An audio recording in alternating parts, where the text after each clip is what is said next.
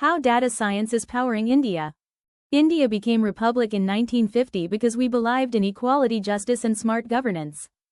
But in 2026, do you know what silently strengthens our republic?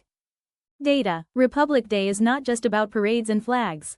It's about how a country is governed. Earlier, decisions were made using experience and intuition. Today, India is moving towards data-driven decisions, and this is where data science plays a huge role. How data science helps India. It works in sectors like digital India and governance, election and democracy, healthcare, defense and security. If you're learning data science, Python, AI, or analytics, remember, you're not just learning for a job. You're learning skills that can shape India's future. Coding today is not just about salary packages, it's about nation building with intelligence.